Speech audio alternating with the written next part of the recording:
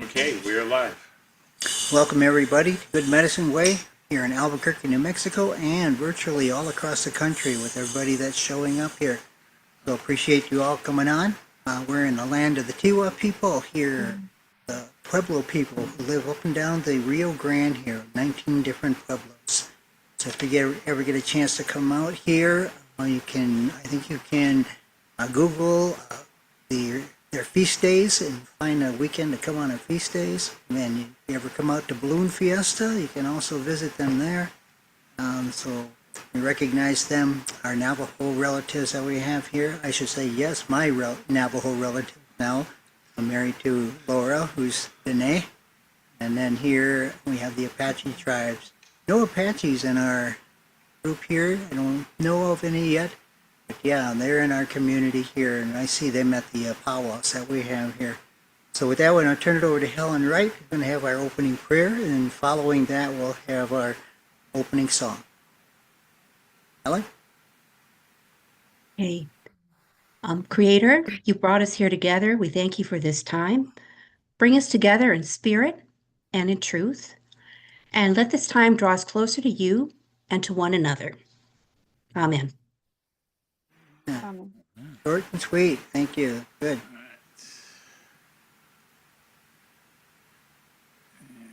Let me get the words up. Doing our Danny Zacharias Good Medicine. All right. That's appropriate. I talked to Danny Zacharias today, and he's going to be our speaker next week, Monday. He's the one that created this song we're going to sing, and the author of the book that we're studying.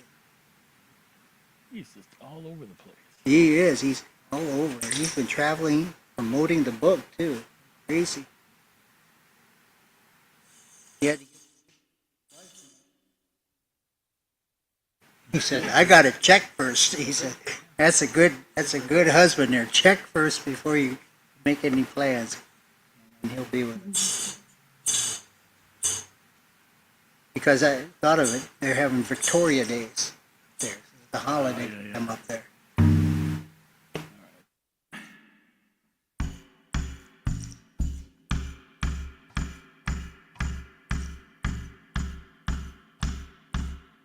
Wake ya hey ya ho, wake ya hey ya ho, wake ya hey ya hey, wake ya hey ya ho, wake ya hey ya ho, wake ya hey ya hey, wake ya hey ya ho, wake ya hey ya ho, wake ya hey ya hey, wake ya hey ya ho, wake ya hey.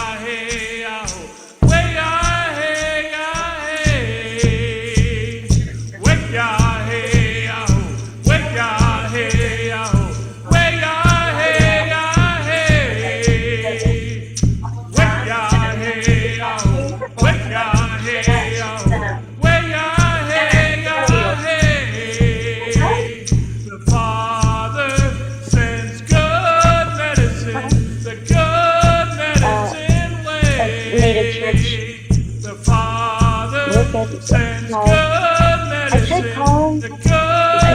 calling the legal thing, and he wouldn't answer. It just like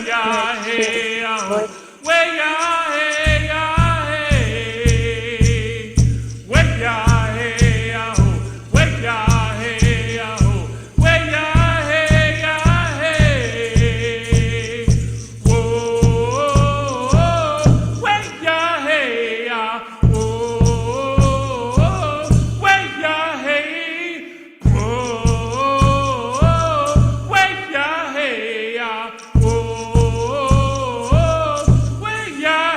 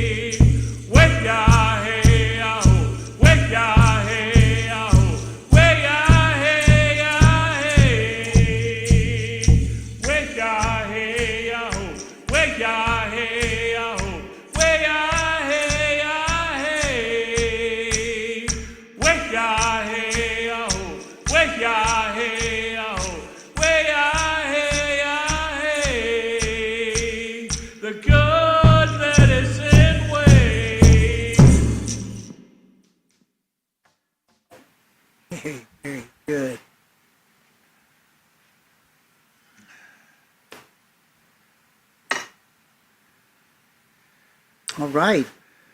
Get to sing that song. We'll probably sing it when Danny's on here too, or maybe have him sing it again here too. He's got that talent of creating these songs. So Creation Insight tonight was Sarah Allen. She comes to us from Las Cruces down here, and we're going to have share screen, and she's going to share with us. Go ahead, Sarah. So, my creation insight is about how grateful I am. Right? I've always considered sight as one of the most precious gifts of life. Let's see. So I have to have surgery for cataracts in my eyes pretty soon, and that's normally not a huge deal for most people. And doctors, I think, are really very good. But my eyes are not very strong. I've had several surgeries on them in the past, and they're very sensitive to bright light. And so the doctors are probably a little bit more concerned than like normal cataract. You know, it's often taken for granted, but it's essential for reading, for learning, working, and experiencing the world's beauty. I find that I'm more grateful. The more grateful that I am, the more beauty that I see. That gratitude lifts our eyes off the things we lack so that we might see the blessings that we possess. Dwelling on the gift of sight this morning, I was filled with gratitude, not just for my physical sight, but sight that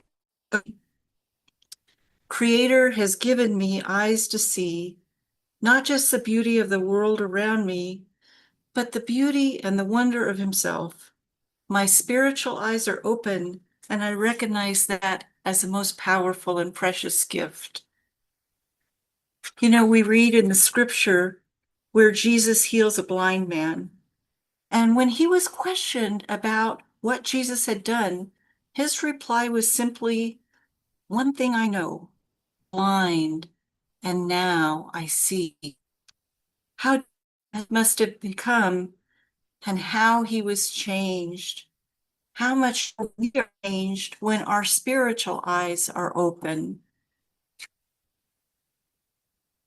So most of you are probably familiar with the song Amazing Grace that was written by John Newton.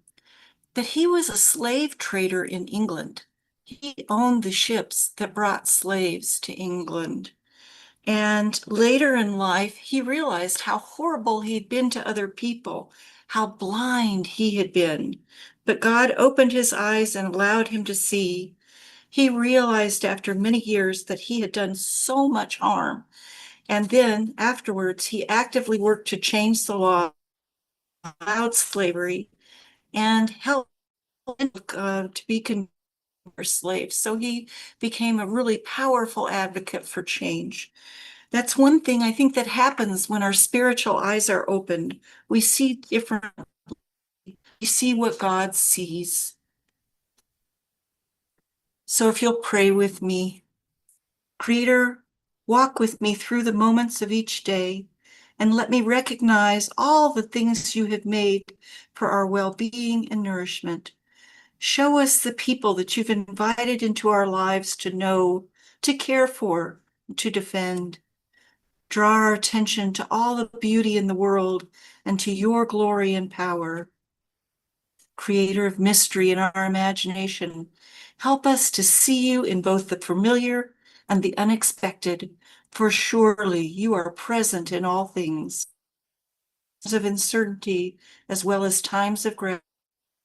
Help me to acknowledge you as I wander each day. Fill me with wonder and worship at your presence.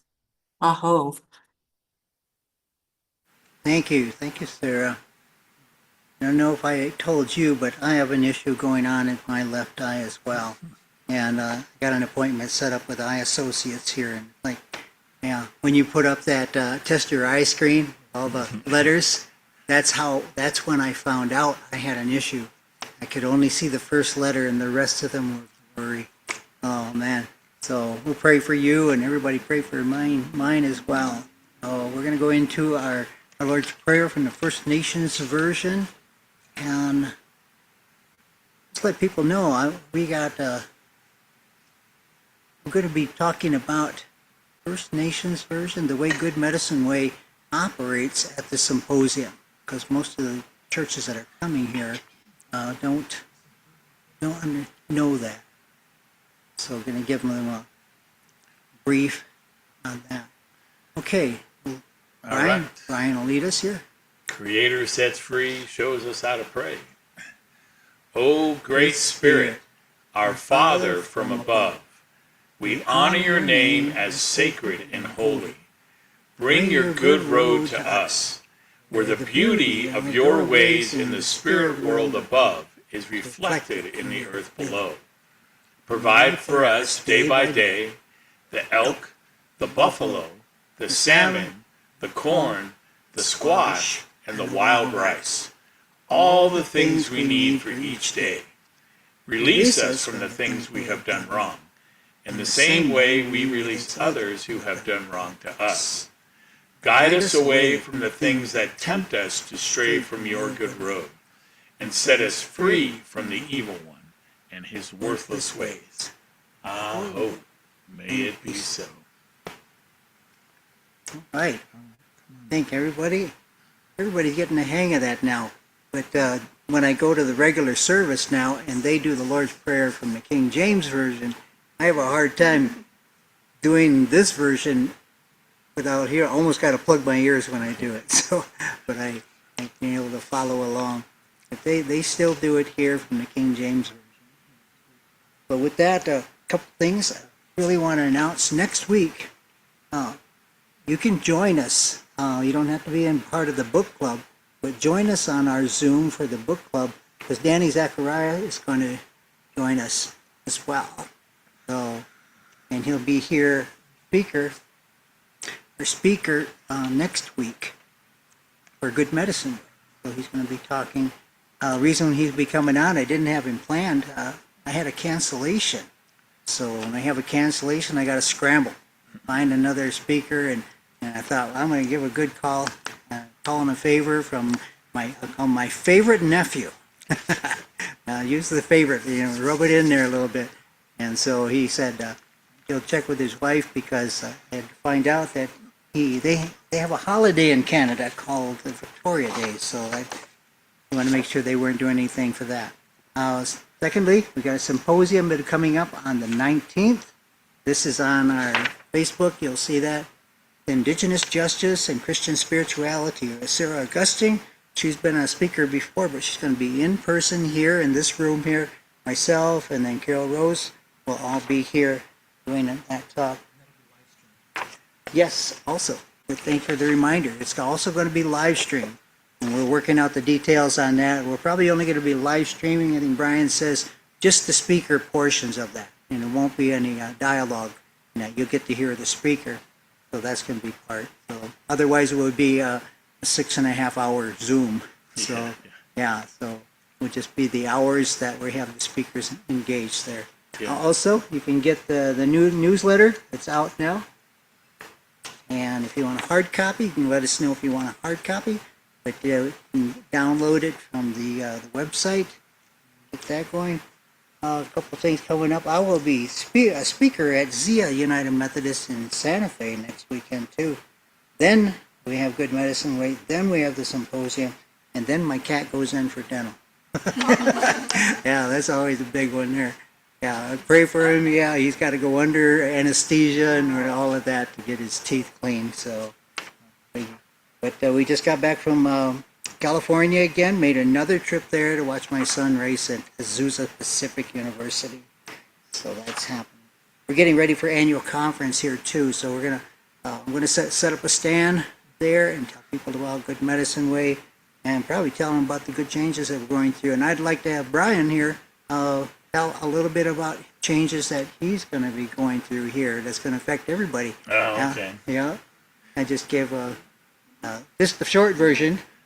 But it's so probably doesn't look that different from you out there, but in house here, our setup is pretty different tonight because I quite unexpectedly got a job offer up in Denver, so our very slow train for the possibility of moving to Denver to be closer to our daughter and granddaughter, went from being, I don't even know if this train is moving, to suddenly jumping on a bullet train.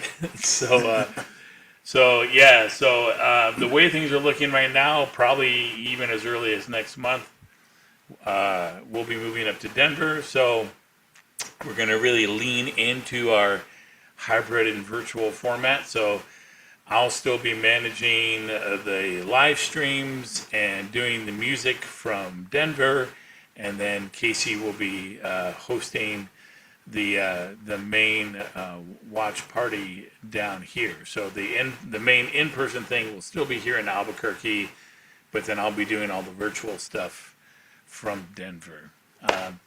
And so we're trying to get everything figured out, so to make it as easy for Casey to plug everything in, because nobody really wants to do the technical insanity that I put myself through every week. So yeah, he's gonna try to make it as easy as possible for me to plug in and make it happen. It basically gonna look like my computer hooked up to the screen like a regular Zoom. You know, HDMI cord to the screen, so we'll get to see everybody on the big screen, and we'll just hopefully just operate that way. He's got a plan to make it all happen here, so pray for him.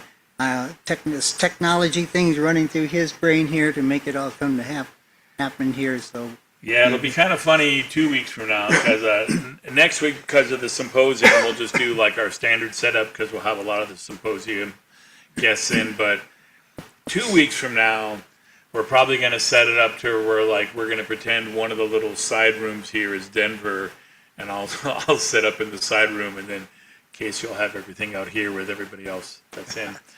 But then, if something goes wrong, Denver will be close by. yeah, I'll bet you. And so we'll pray for that. We go through glitches, and we'll make it happen. I'm getting better and better at technology, so that's good too. But yeah, pray for me. My computer has just said I cannot be upgraded anymore, so I got to get another one of those. I think everybody's probably going through that time when you're ready for a software to go into it, and it just said won't take. So yeah, but mine's really old, like 4 generations old now, so it's ready. So just a reminder, as we go into giveaway time here, we still have this matching grant happening with us. That's going to be happening for another year. So keep giving as much as you're able to. Really supports us here, makes things happen. Also, going on here is that the funding that we receive from the church is going to end. So what we do have coming in is going to pay for what the regular expenses that we have. We usually make just enough to make that all happen. So we're going to continue to do that.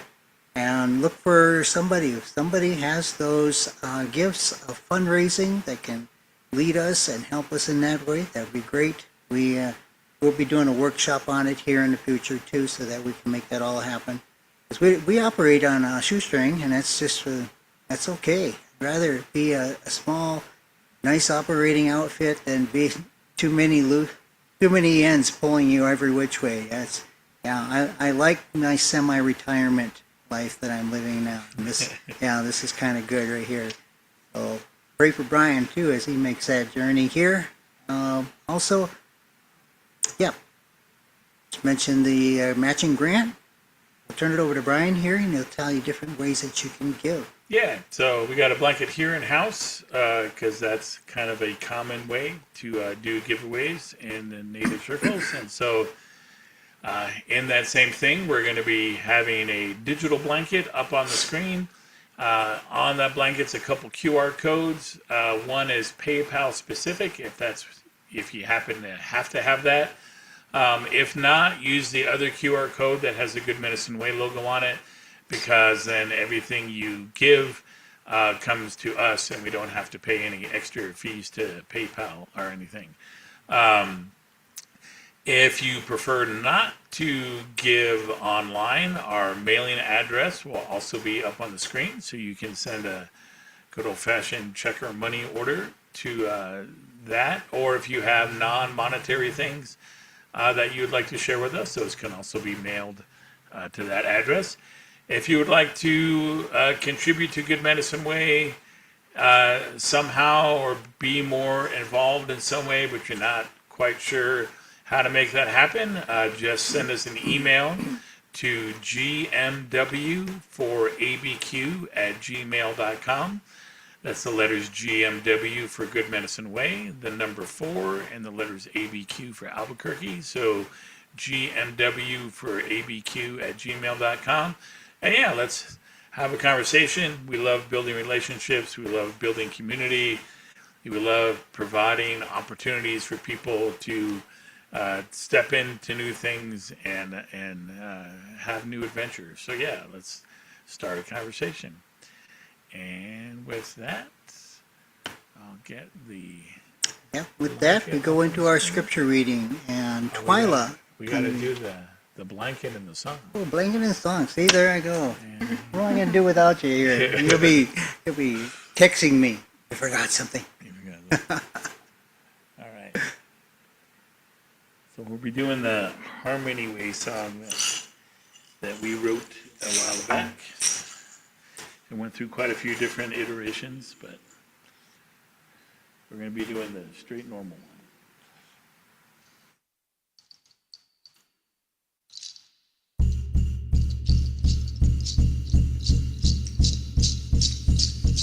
Hey Yahweh, hey Yahweh, Yahweh, hey Yahweh, hey Yahweh, hey Yahweh, Yahweh,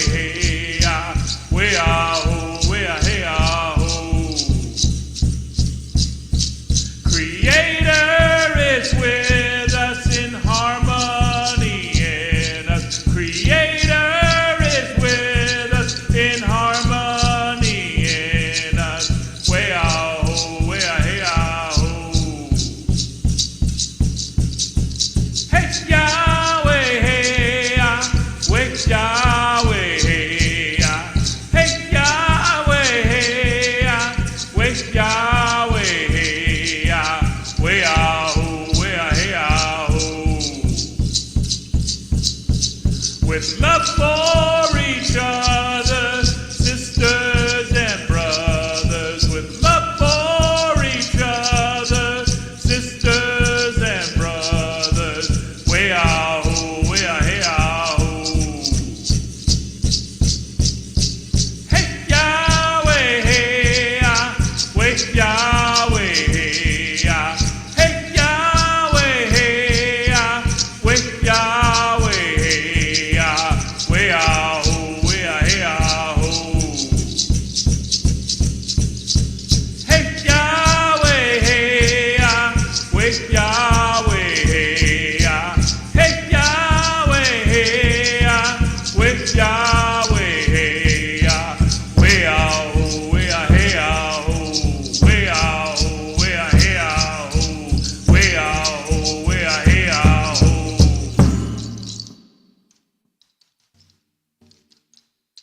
Very good. All right, very good with that. Going to our scripture reading time, and Twyla, there we go. On track, Twyla's going to read Matthew 16, 5 through 12.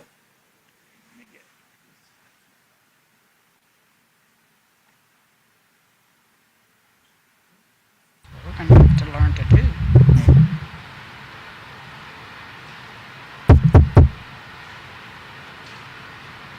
Ready?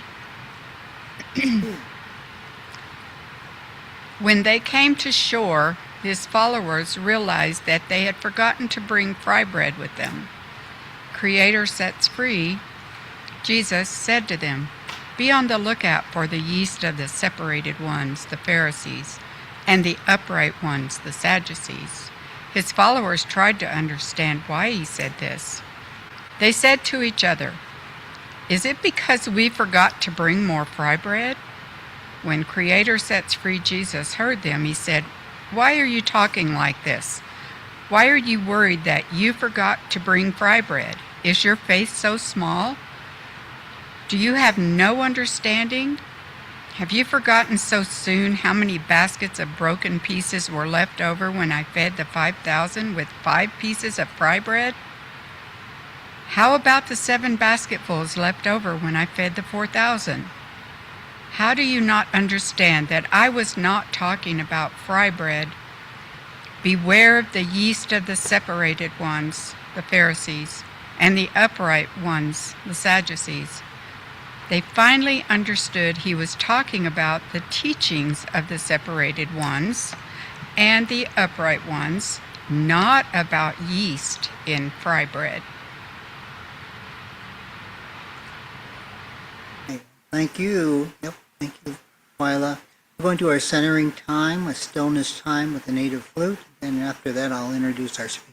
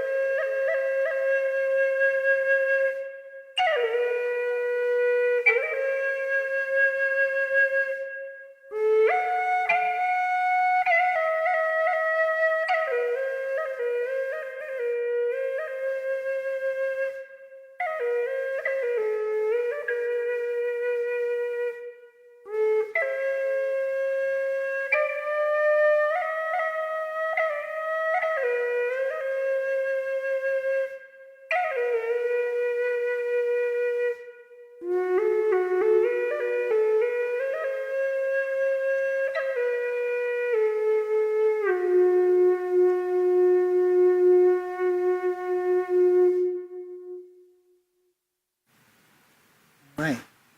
Many of you know her already, Kimberlee Medicine Horn Jackson. She a while back she did a talk with us similar, and we asked her if she could come back on again and do kind of like part 2 of her talk that she was working on there, because she had so much details that she was sharing with us. And Kimberlee and I, we go back almost 15 years now, it seems like, back to Cleveland, Ohio. First worked together there. That was with Dan Hawkins, and they said they still remember us there, Kimberlee, back there. They talk about the time that we gave a talk there. So with that, I want to turn it over to Kimberlee and hear what she has to say. Thank you, Casey. I'd like to say Hakoda, which is the Dakota language for hello, friends. My name is Kimberlee Medicine Horn, or Kimberlee Hepjuta. Medicine Horn is considered a name of healing and power. And many of you know I was adopted off the reservation at age 2 from my mother and my 2 sisters, and did not reunite with them until almost 4 decades later.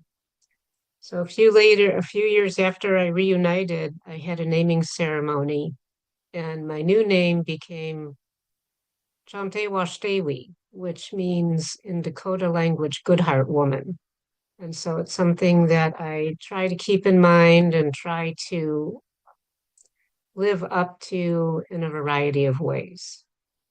And because of all of this brief backstory, I remember when I was searching for my birth family or my first family, I wondered what it was like to be Native American, that's the term I used at the time, and Christian at the same time.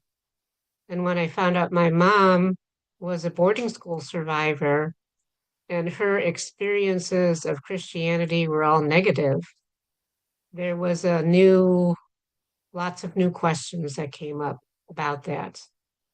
I had been raised in a good Christian family. My parents who raised me were non-native. I didn't even go to a powwow until, maybe I was in my 20s. There wasn't anything around. My dad did take us back to Pine Ridge Reservation, where my brother was born, the year after Wounded Knee. And as my brother explains it, we were rejected by the people of Pine Ridge. Because we were driving around in a big motorhome with white parents. And so, now I know why there would have been people suspicious and wary of us, especially during that time. And my dad was curious about that, as my brother tells the story. So he took us back a second year after that. And it was a question in his mind, too, because the way that Native American children were marketed to Catholic charities and other charitable organizations, they sort of left out all of the reasons why they wanted white people to adopt Native American children. And it wasn't out of just benevolent purposes, it was to remove as many Indian children, as they would call us, as possible from the reservation. In those days, the adoption records were sealed. And so the belief was that we would never find our way home again. And so when I think about that story, I think somebody was believing in the wrong ways. There was deception involved, there were secrets involved. And for that, there had to be some sort of condemnation or judgment about Native American people in general, so that they would want to remove the children. So my parents weren't aware of anything like that. They just had a heart for Native American children and adopted too. So the dissertation that I'm working on is about the Deloria family. And the Deloria family, I consider them my relatives because they're Yankton. They're from the Yanktawan Nation, including Vine Deloria Jr., who is going to be the majority of the topic tonight, and a continuation of Vine Deloria Sr.'s life. So I do have a slide presentation, so I'll need to be able to share those. But the way that Christianity was presented to Native American, and I will use the term Indians in the slides because that's what Vine Deloria used all throughout his writings. The way that it was presented to him and his family, to Vine Deloria's family, he was watching. He was watching his dad try to navigate what it's like to be Dakota and Christian at the same time. And it was not easy. It was not an easy road to take. And so I really believe that these 4 generations of the Dakota family were grappling with that question of identity. How do you be both? Can you be both? You have to choose between one or the other. And so this is what I'll be talking about tonight. And a lot of those questions came from the treatment that Indigenous people received from the white American Christians. And so this is not to bash or blame white Christianity. It's to say that their witness may have been steeped in legalism. Well, you don't look like this, you don't act like this, you don't want to follow our ways, so therefore there's something wrong with you. That's not the gospel of love. That's a gospel of follow our way or else you're out, in whatever way we think is going to be the best way to, have you disappear. Because that's what they wanted. We could become Christian if we wanted to, but for many people, they had to give up everything they had. I've encountered many Indigenous people, as I'm sure Casey has, and many of the other people online tonight, who have grown up ashamed of their Indigenous identity, who have been told not to tell anyone that they're Indigenous, who were never taught their language because if they knew it and someone heard them speaking it, they could be in danger. I know a local woman who told everyone she was Italian because she didn't want anyone to know she was Native American. And, but these are all true stories. And they would happen. I'd go to a powwow and someone would say, yeah, I wasn't allowed to tell anyone. I never knew, and I grew up ashamed of being a Native American person. And I think it's good to talk about it, but I don't think it's productive to dwell on what has happened. But I think it's more productive to dwell on what can happen or what will happen if we leave some things behind that are no longer useful to us. And when each of us die and we go up to heaven, we're not going to be able to say, well, I didn't follow the gospel because so and so told it to me this way, or it was explained to me that way. The Creator already knows that because He doesn't miss any of those things. But it's up to us, it's our responsibility to question what we hear. How do we hear the gospel? Who's teaching us? How are they delivering it to us? Is it delivered with love? If it's not, then there's a big question mark as to whether we should trust that person or not. What is the best way to know? To learn your word. Read your First Nations version. Read it. Spend time with it. Get to know what it says, because in doing so, you learn the character of the great Creator. In doing so, you learn the teachings of Jesus, or Creator sets free. You can't always depend on other people to tell you the truth of those stories. You have to find them out for yourselves. So let me share my screen and I'll turn my camera off because I always get your internet is unstable messages. So sometimes that happens less when my camera's off.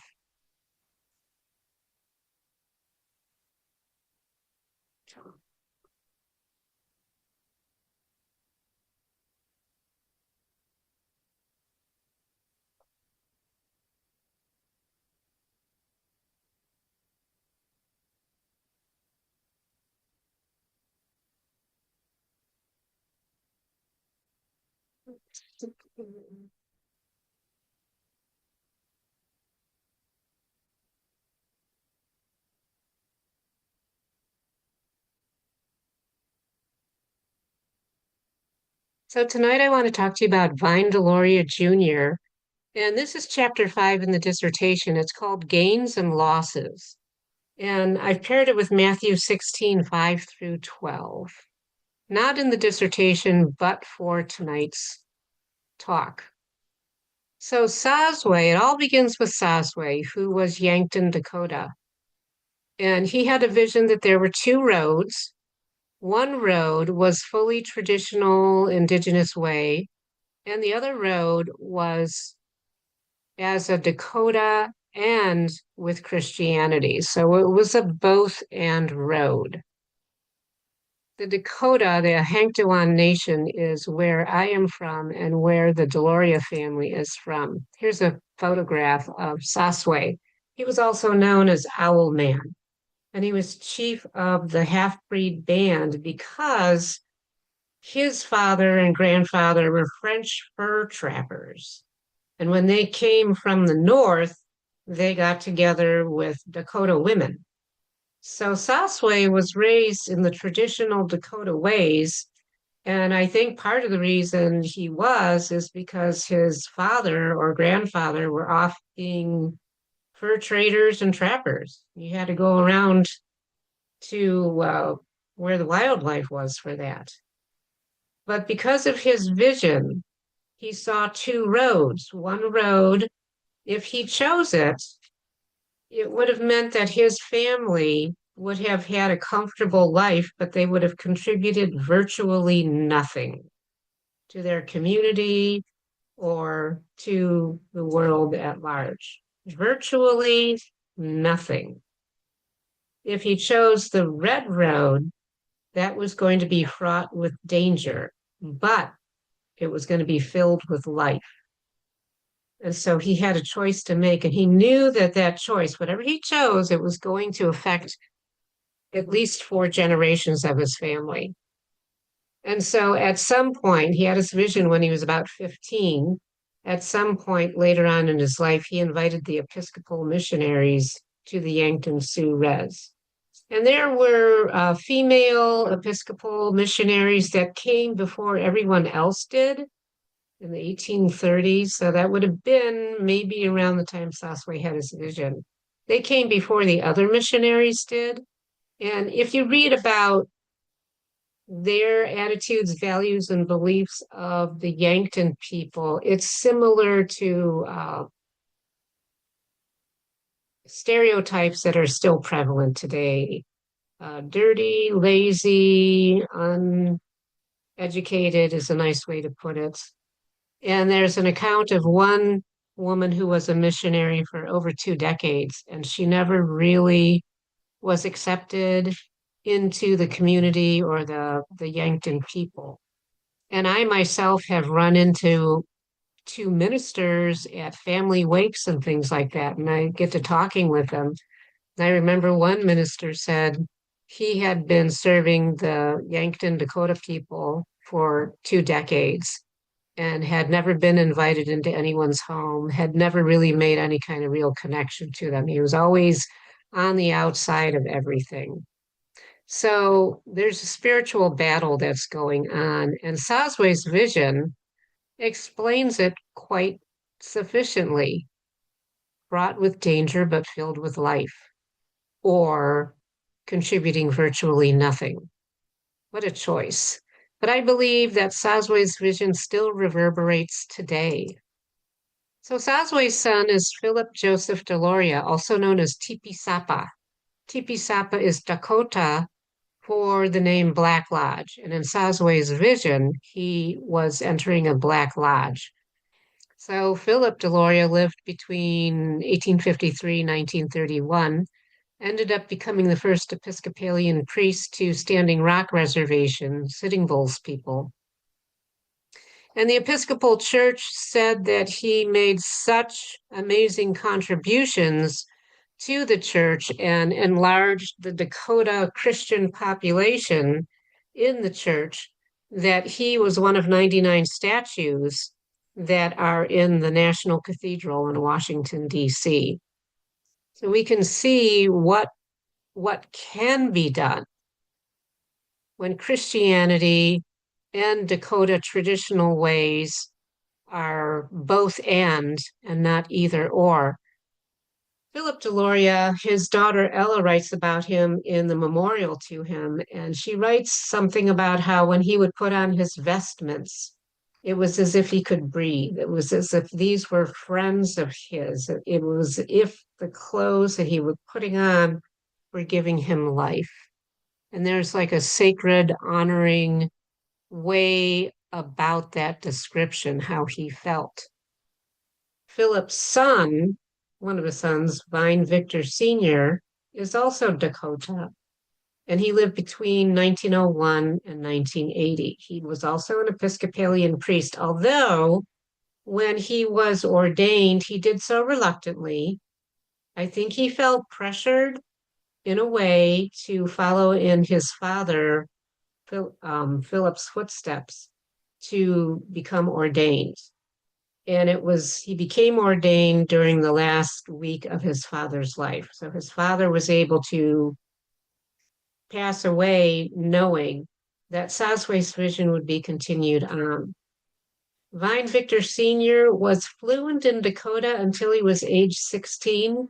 And then his mother passed away and he went to Kearney Military School. And then everything changed for him. When he became ordained, he served a mixed congregation. So he had to be able to work with both and. He had to be able to minister to his Dakota people, but he also had to be able to welcome and minister to the local people in the congregation if or when they attended, depending on where he was serving, because they were moved around. One of the things about Vine Victor Sr. is he was a great athlete, and he wanted to start a youth ministry. In fact, he did in a small way by playing basketball and other sports with the Dakota youth in his area at the time. He wanted to build a boarding school. He wanted the church to fund a boarding school, not in the way that we think of boarding schools among Indigenous people, but in a way that was going to allow them to become more proud of who they are. And so the Episcopalian Church said, no, we're not going to do that. And they refused him the right or the ability to be able to do that. Vine Victor Sr. knew prayer and honor songs. And there's a story about how Vine Jr. would travel with Vine Sr., his father, from church to church sometimes. And his father, Vine Victor Sr., would sing prayer and honor songs in his car. And he would hang his arm out the window and he would pound his fist on the outside of the car door to make it sound as the drum. And so I found that really interesting and joyful because Vine Victor Jr. was raised in traditional ways, but the work that he did in his lifetime was so vastly different from the work his father did and his grandfather did. But Vine Jr.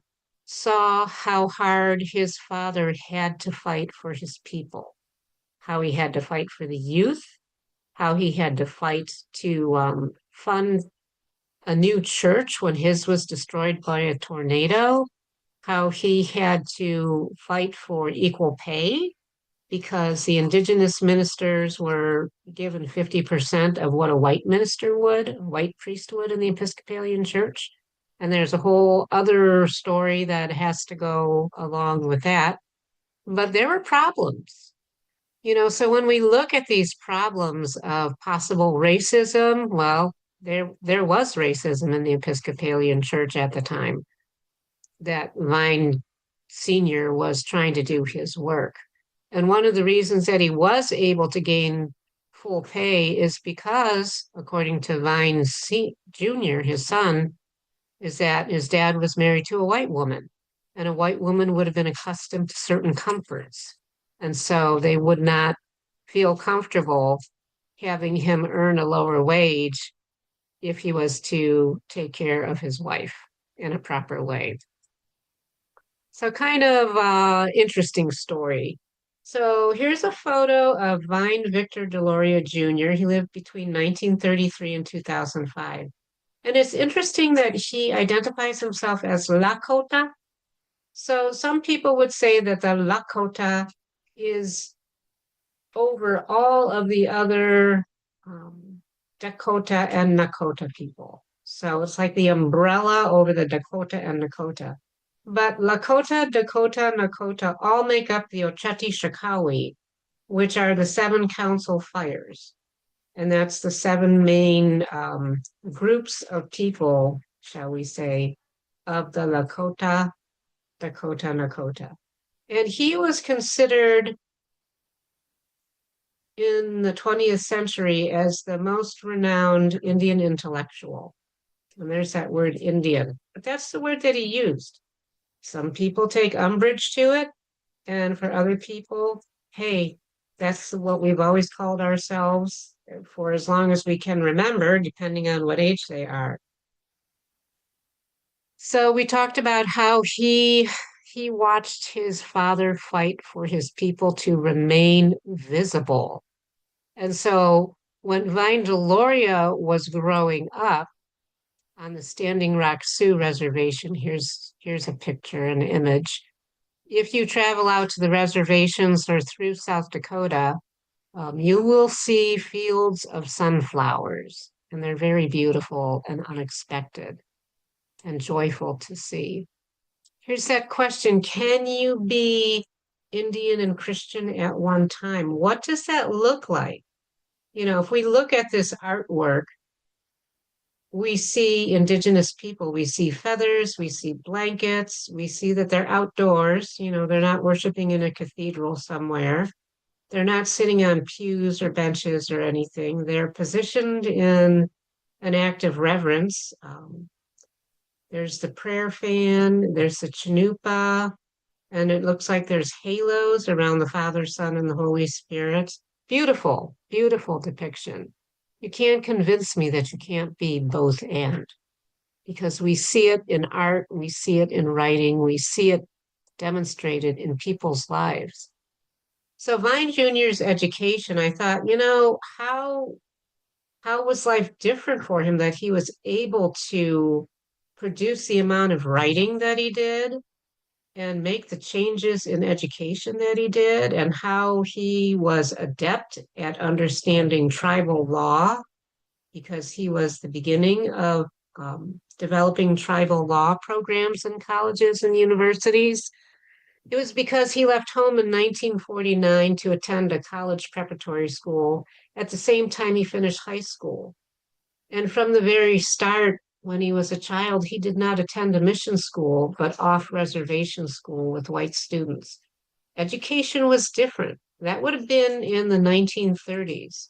And the thing that I learned about this particular research is the government was flying by the seat of their pants, not only when it came to understanding its Native American people, but how were they going to operate schools when, particularly in South Dakota, there was such an influx of diverse immigrants. And they understood, the government understood that the different people groups wanted to remain loyal to their own beliefs that they brought with them. So what they figured they were going to do was use the school as opportunities to Americanize the indigenous people and the immigrants that came over. So some people might have other words for that. Indoctrination might be one of them. There are a whole slew of words, but I thought it was interesting.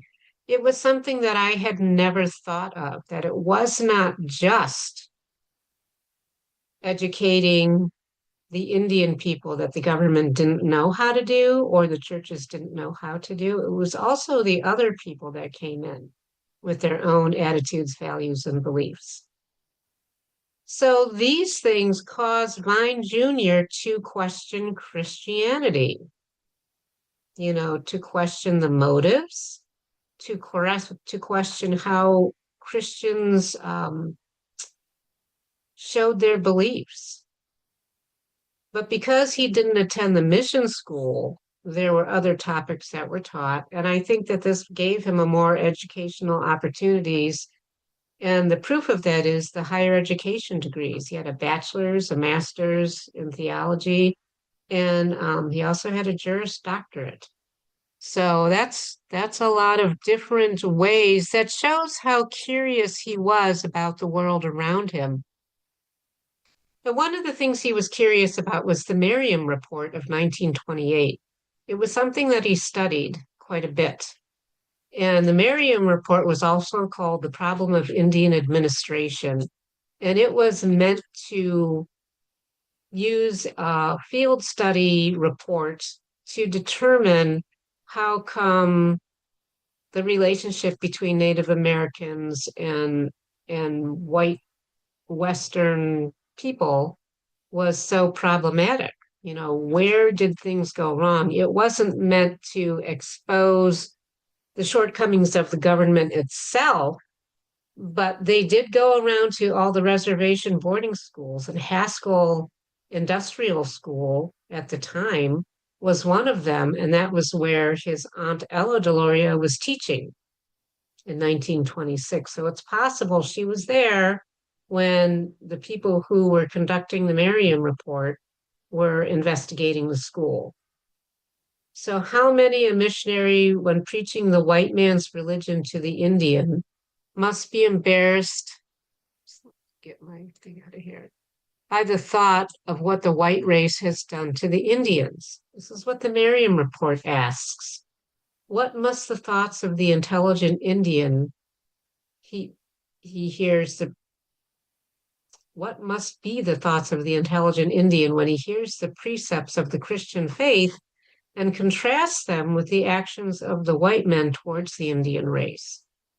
In some localities, the major problem has become the Christianization of the white neighborhoods, if ever any considerable good is to be done to the Indians.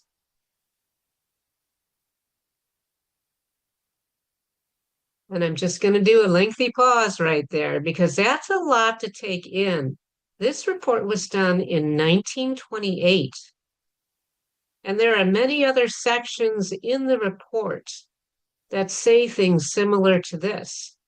And there's guidance for the missionary when they are trying to start something on the reservations. And one of the recommendations is for any missionaries that want to go on the reservations, make sure you know what the people there already believe. Make sure you know what their attitudes, values, and beliefs are, what they practice, what they know of Christianity. Make sure you already know that. Take the time to do that and then continue on. And this was something that we don't see a lot of evidence that happened. So why do I tell you about that section in the Merriam report? Well, I think reading that shaped the curiosity of Vine Deloria Jr.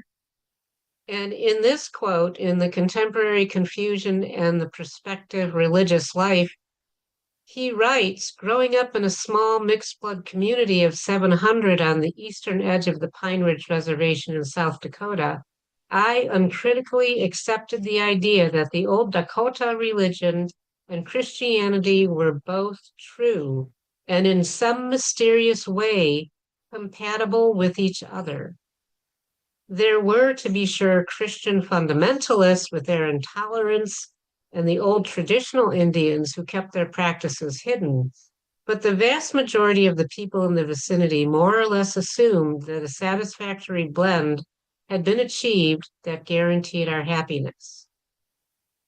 Very interesting to see what Vine Deloria Jr. is thinking about when we also think about what his relative Sasway had to contend with in his vision. So there's a lot of growth that has come throughout those generations, but I'm sure it wasn't easy to get to that point.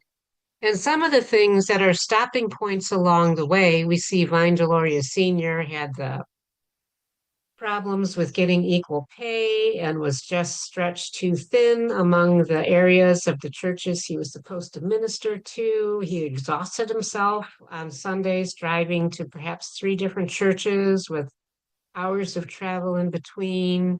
And then we fast forward to 1965, and here is a Jesuit priest, Lawrence Berry, who has written this essay called The Indian and a Cultural Trap, and Vine Deloria responds to it. So Berry says, Indian culture and ideas are attractive from a distance. Indians have a tradition, for example, of sharing with each other.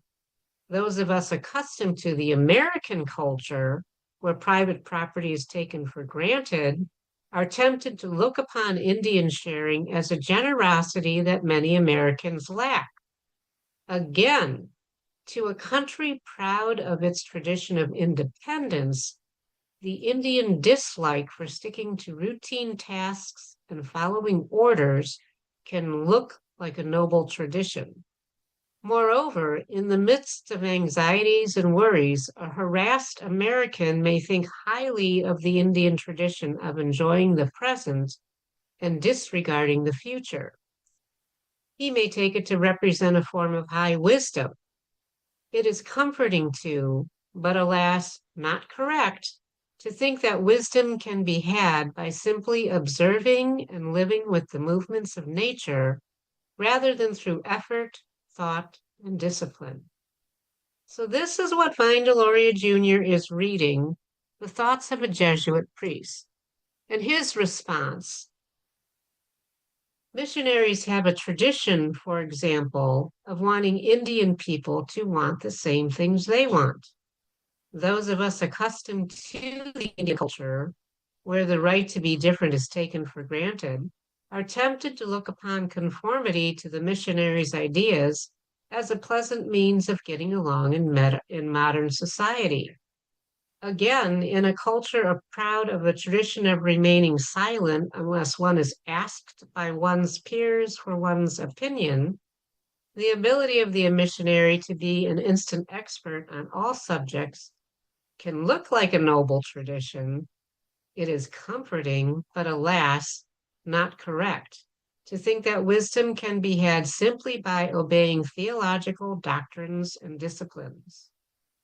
And this is the type of writing that Vine Deloria introduces to a wide arena of people in the mid-60s.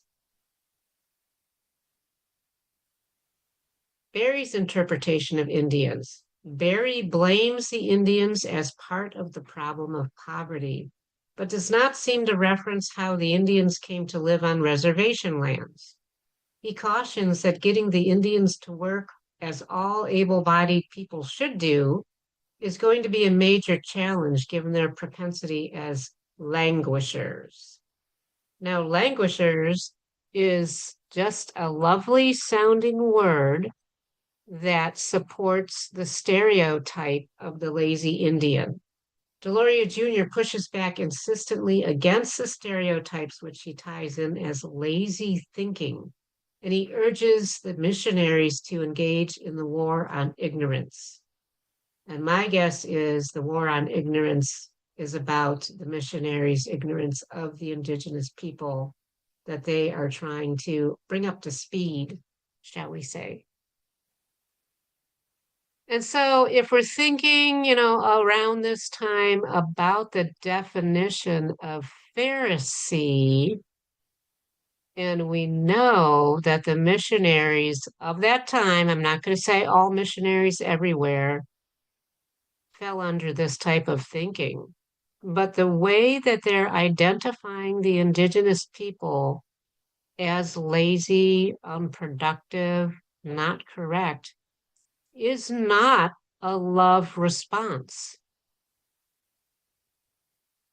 In fact, it teaches the indigenous people who encounter that type of Christianity that Christianity is judgmental.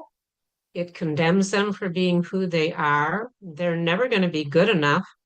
They're just not, because they're not like the white missionaries of that day are. And we still encounter this sometimes today too. So what can be done? What do we do? These are the things that Good Medicine Way is encountering, Nate's is encountering. Anyone who looks at the differences between Christian theologies and indigenous theologies, anyone who's tried to do any kind of work. So the Marion Report learned how it was that the missionaries were often white Christians that caused the bulk of relationships between Indians and Christianity. So there was a problem there. And the missionaries came from all different types of churches, not just the Episcopalian Church. Because there were so many different denominations in Christianity, Native people were like, we don't want to be like them because these different groups of people argue amongst each other. They don't agree. And we think it's just plain disrespectful to argue about who the creator is and things like that. Were the missionaries delivering a false gospel to the Indians? If we look at the genocidal practices of the boarding schools, the answer is absolutely yes. There was violence and abuse of power. That didn't come from the roots of love. That's not the gospel of peace, which means we shouldn't listen to them. They don't pass the test. But the only way we can know that is to know the gospel ourselves without the interference of someone who is not looking through the lens of love, which is what we are commanded to do. Vine Deloria Jr. was formally trained in theology, and he grew up in a native Christian home. And he had relatives. His world was at home and the relatives who lived as both native and Christian at the same time. They didn't have to make the either or choice that other indigenous people were demanded to or commanded to. What Vine Deloria Jr. said, and I used to think that he didn't like Christianity, but I'm coming to believe that that's not exactly true. What he did say was whatever your religious preference is, because he knew as a theologian that people are going to believe all different kinds of things depending on their homelands and their cultures, where they live. He said, pick one and learn it the best you can. Commit to one. And later on, he was responsible for forming the Red Power movement, which said to the indigenous young people at the time, college aged, remember who you are, remember your language, remember the ceremonies of your people. Go back to those places and remember who you are. That's identity. That's a call to remember what your identity is. The Gospels and all the stories of the Bible, the life of Jesus, is all calling us to remember who we are in Jesus, not who we are in a white missionary or any other kind of missionary. It's nice to have clothes. It's nice to have computers. It's nice to have buildings repaired or built when they come. Those are nice things. The needs are filled that way. But if one has to sacrifice love to do those things, then that's not correct. So the more you know about the gospel, the quicker you can detect when someone is teaching through the incorrect lens of legalism. This was something that Barry completely missed. He did not understand. He was blind to his own legalism, which is often the case. It's my belief that's what indigenous Christians are for. That's one of the things that we need to push back on, and we do. And it's not easy. All of us have several stories to tell. A condemning religion is not true Christianity. And how do we not let the false gospel spread among our people? What do we have to do for that to happen? Those are some discussion things that we can talk about. Oops, I have one more thing that I wanted to share with you on this slide.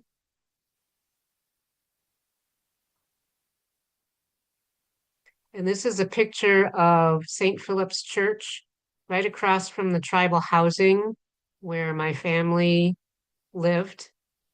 It's in disrepair now. I don't even know if they have any services in there. It's an interesting image, though. And that's it. All right, thank you. Okay, we'll go into a reflection time, and then after that, we'll have a question and response monitored by Brian.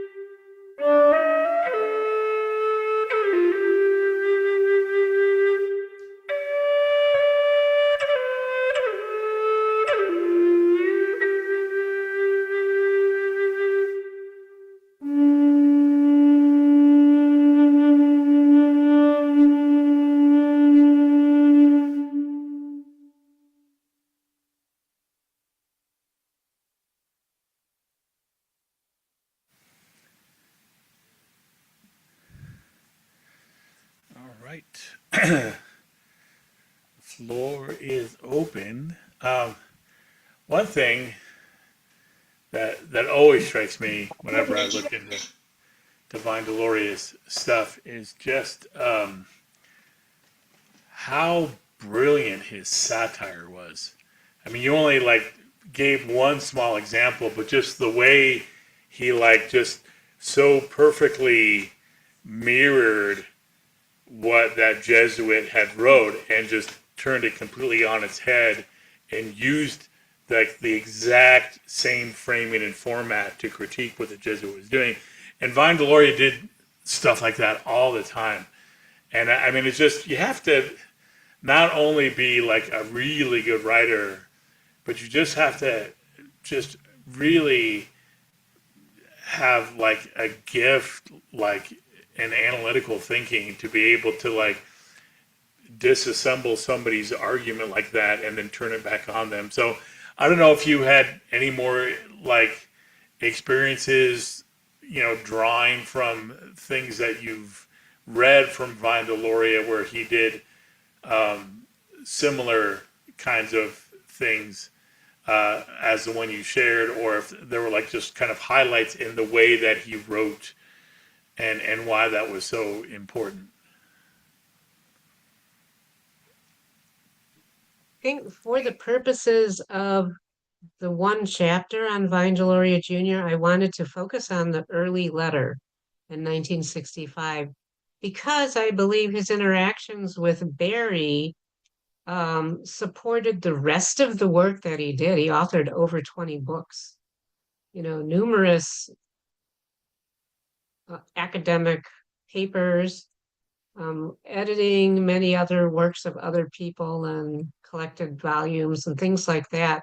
So there are other examples if you read his books. I mean, I could probably spend the rest of my life just reading his books over again. And I haven't read all of them, but I think I have all of them except two. So I have a lot of work ahead of me.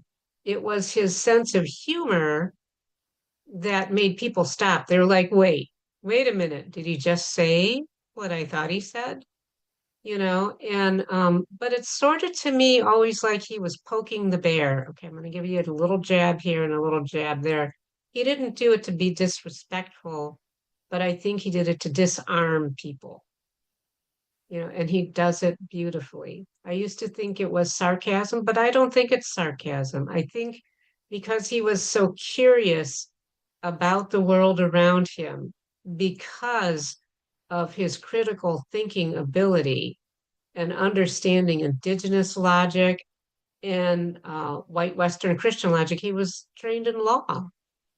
You know, so his mind was fabulous. The education is what made all the difference. There are a lot of indigenous people that used to say, even like 10 years ago, education is the new buffalo. You know, it's the new thing that's going to sustain us. And so I think he was an excellent example of that as well.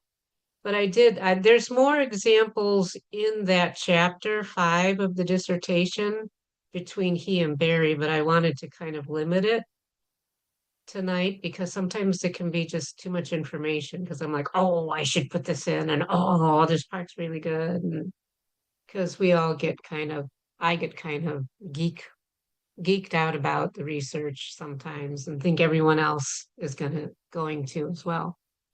But yeah, if you read his books or listen to any of his interviews on YouTube, if you don't want to read his books, you know, that's another way to get to know him better. Great question, Bryce. He reminded me a little bit of Richard on the way he would poke the bear.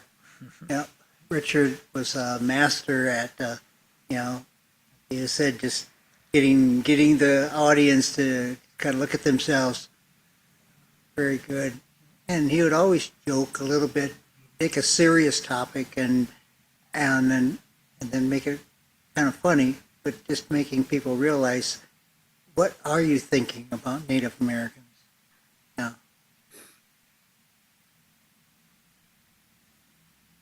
Casey, I'm thinking that, have you ever heard any stories of Richard knowing or meeting Vine Deloria Jr.? Because they were kind of moving in the same places at the same time.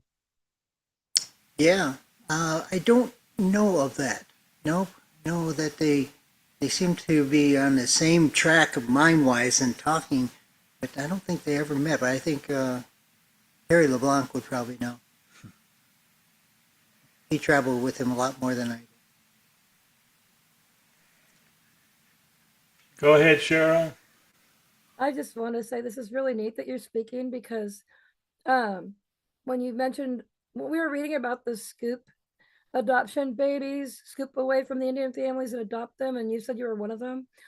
I was like, oh my God, I hope she speaks sometime on that. And then bam, here you are. I'm like, yay. Because I had no idea that was in my lifetime. They teach it, they don't teach it in school at all. And when you do hear about it, they try to make it like it's all 1800s or something. And I'm just amazed that like not only were your family involved in boarding schools, but you were actually one of those scoop away from the Indians adoption babies. And this is all so excellent. I have a request. Like, girl, I hope you write a book. This is great. I really enjoyed tonight. I hope you write a book and like Casey and all them and have them publish you too. Seriously, girl, you rock. Oh, I love that encouragement, Cheryl. Thank you so much. Yeah, the first part is the dissertation, and then after that comes the book, and who knows what'll happen after that. But thank you so much. I appreciate that.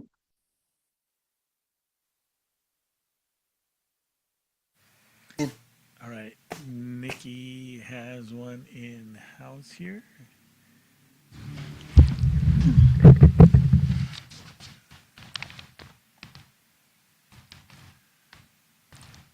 Yeah, go ahead whenever you're ready. Okay. Hi, I'm Nikki. Thank you for so much for speaking today. I just while we were talking, there were like so many things that I thought about that I also was just like reminded of. So the first thing is just because I think at the beginning we're talking, there was just some discussion about the kind of stereotypes and negative stereotypes against Native Americans. And I'm currently reading this book called The Scalpel and the Silver Bear.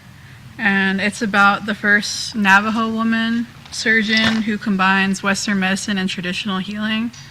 It's written by Lori Arvizo Alvord. And she's half Navajo, half white, and she's like a doctor in, I think like she's been a doctor like in Gallup and just like different places on the res, but she mostly kind of primarily had a somewhat like white upbringing rather than like living on the res and being raised on the res. So whenever she had a patient who didn't speak English and they only spoke Navajo, it was just hard to like, she just felt like disconnected from them. And it was hard to kind of like explain to them like that they had cancer or like a terminal illness, because there's no like Navajo word for cancer or like these types of like illnesses. And if they were traditional, like they wouldn't seek help from the hospital. Like if they needed surgery, they would often go to medicine men, and sometimes she wouldn't even hear back from those patients, and there was just like a lot of guilt about not like knowing her language and just not being able to like communicate with them, with just like different people. And so I think there's all this stuff about the Hanta virus, the Hanta, and this isn't like the first outbreak that has happened. Like I actually like first learned about that virus from this book, because there was an outbreak on the reservation, like I guess like in the 90s, I think 80s, 90s, I'm not sure, but and for the longest time it was associated as like the Navajo virus, because only like native, like some of like the first patients that like passed away and from the virus were native people in Navajo. And then like, so it was just kind of like a lot of like prejudice, which I didn't know about. And like, so like she saw it as like a healthcare provider, just kind of the prejudice of like Navajos being dirty and just like, you know, like, and the Hansa virus, it was, it originates from like rodent droppings. And so it's just like, kind of speaks about like the way of life for a lot of like Native people in poverty. And I don't know, but like another train of thought I had during this, during the presentation was, actually I forgot about it, so I'll leave it there.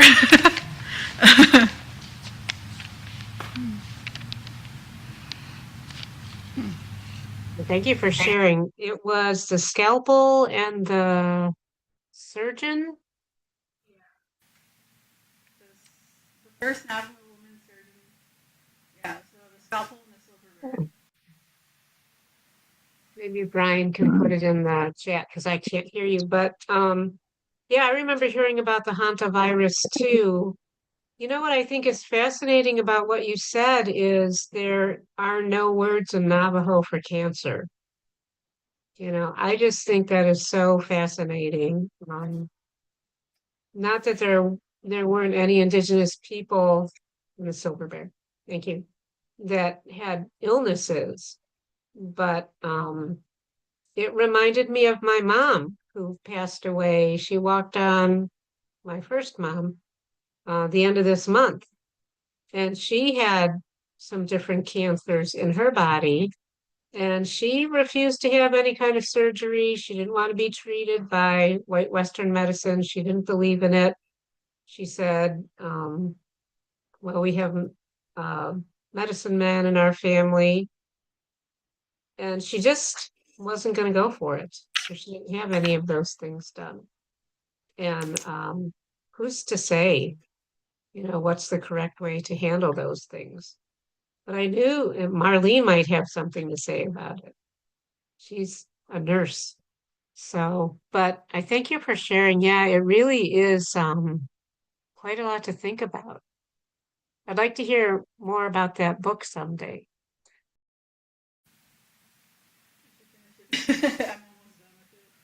You can give us a book.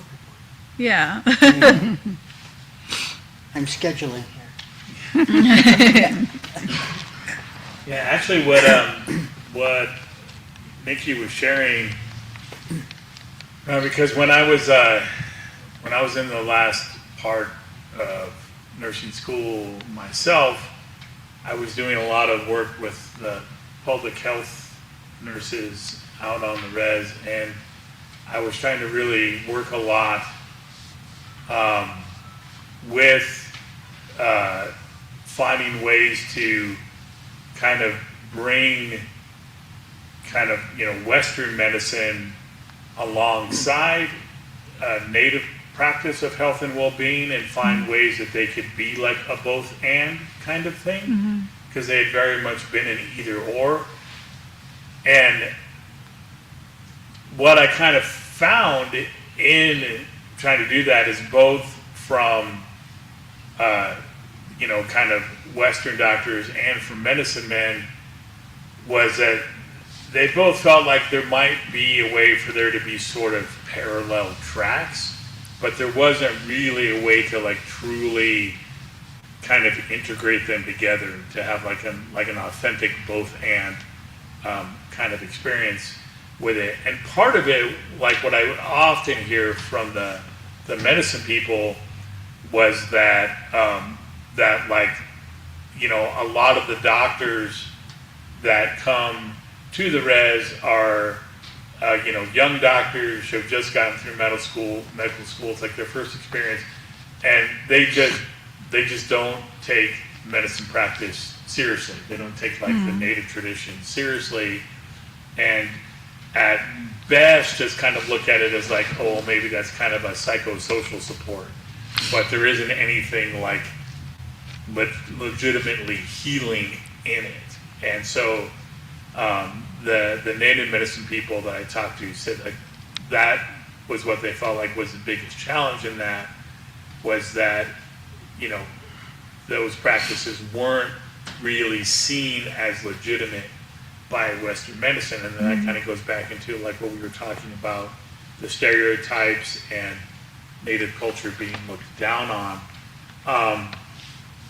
So bringing that kind of aspect up around medicine, kind of for me, kind of underscores like the importance of Sasue's vision and how his, children carried it on of really having this both and like a genuine both and, not just kind of like we tolerate each other side by side, but a real integration.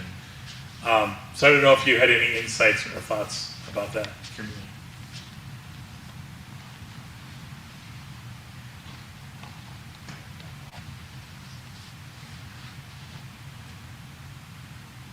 I know it's needed. I know there are more, like if you look at the medicine wheel, which kind of has new agey connotations to it.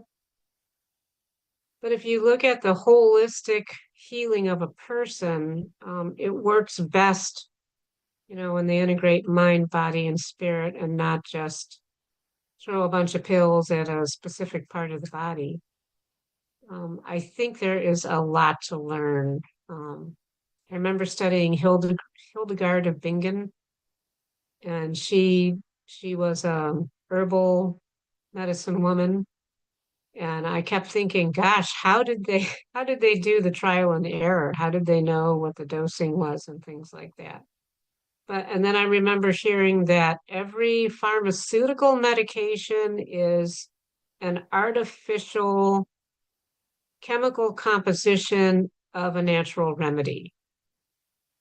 And then I remember reading that in the Civil War, when they ran out of penicillin, they used garlic because garlic has healing properties to it. So it probably wasn't ideal, but it was what they used at the time. So I really believe that, in religion, there's healing in that too. And so there has been quite a division, such a strong, powerful division between indigenous people and white Christians. And I was telling this to someone the other day, because that power, when we work together, can be so strong. People fear that because and it might be a healthy fear. It's not anything demonic that happens, but it's a power of what we can do when we work together like we're supposed to, when we love our neighbors as ourselves like we're supposed to. There are so many radical changes that could be brought about, and medicine is one of them, because we both have knowledges that the other one doesn't have as strongly.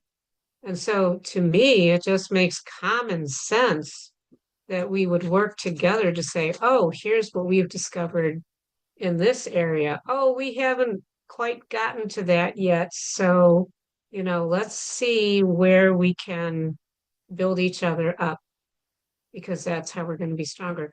That's what we're meant to do as Christians. If we see someone, falling behind, or we are falling behind, having struggles, we're not supposed to just say, oh, well, I got to figure it out all on my own. We're supposed to help each other. But there is a power and a principality that does not want that to happen. It's not the people themselves, it's the spiritual aspect of it. And so that's going to create division. So wherever there's division, where there's discord, where there's disagreement, where there's dis-ease, that's where we know we can be more attentive to that, working both and instead of either or. And that's what I'll say about that. Now, I can't speak more specifically to the medical field. I wish I knew. I know that there are nurses and medical people on this Zoom session who know, such as yourself. But yeah, that's kind of like what I think about.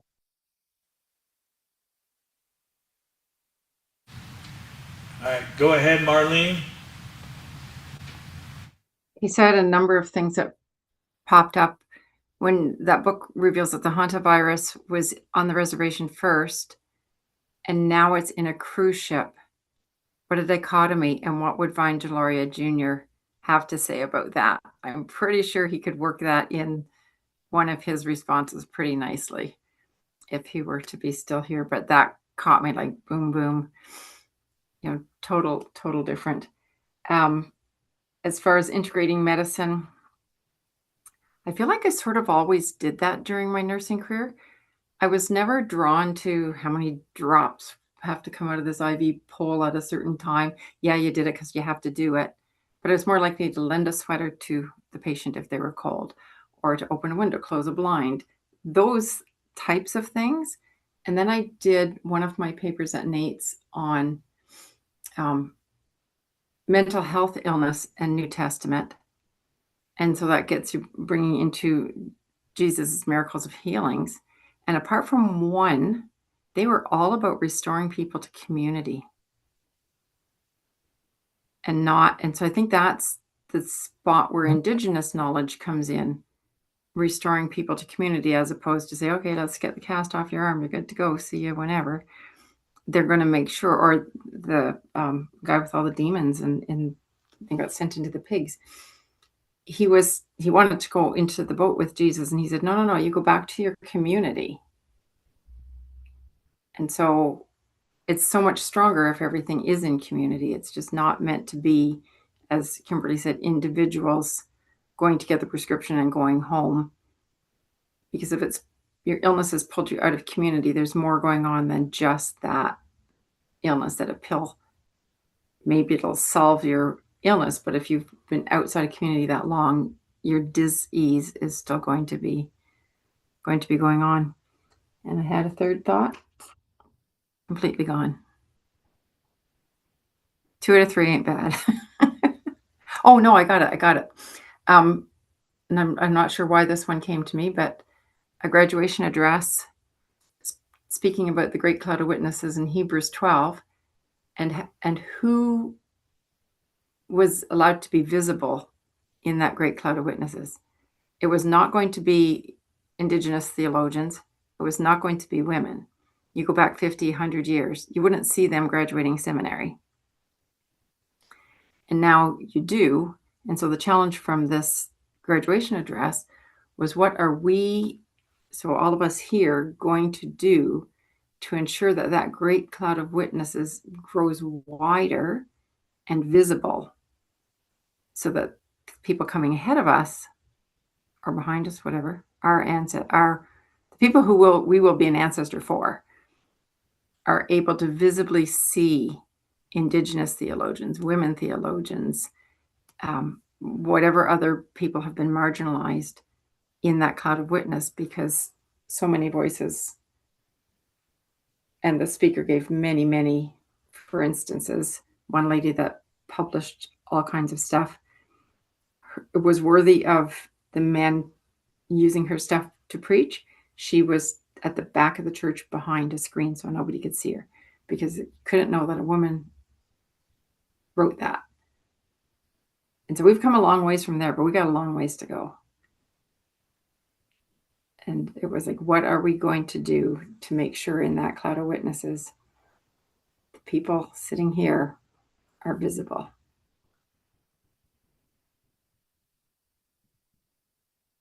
Marlene, it sounds like an excellent dissertation topic for you.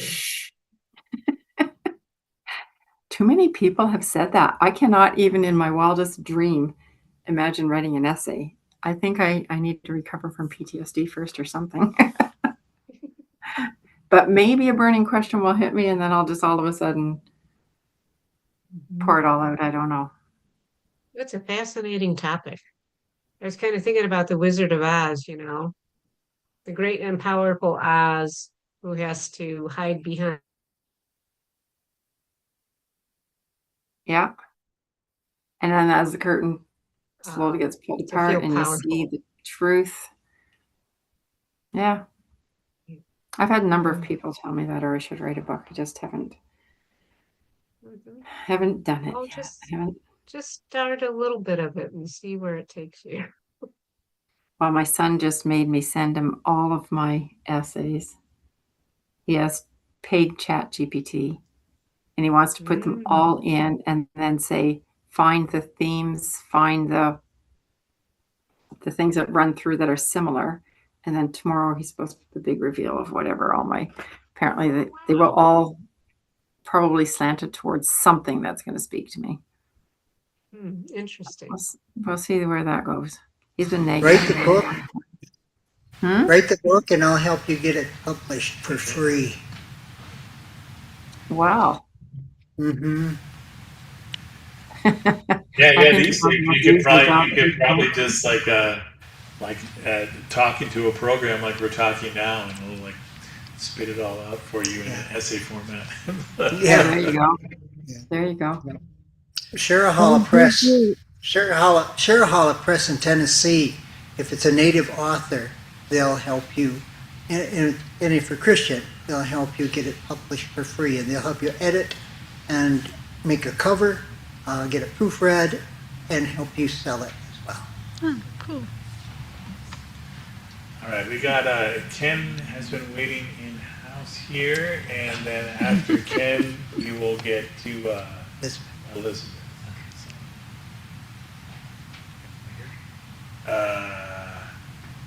Mike right there. Yeah, we did. Yeah, that's Thank you. I want to go back to the medical comparisons a little bit. I think that as a settler, as somebody who's European, I think the edges are a lot more porous than maybe our culture would want us to think in terms of traditional versus scientific and all that. Because there are traditions that came from Europe as well that were very folk-oriented, very in terms of medicine. That this road is it's more than both and. It's interwoven, I think, in lots of ways if we open ourselves to thinking about it that way.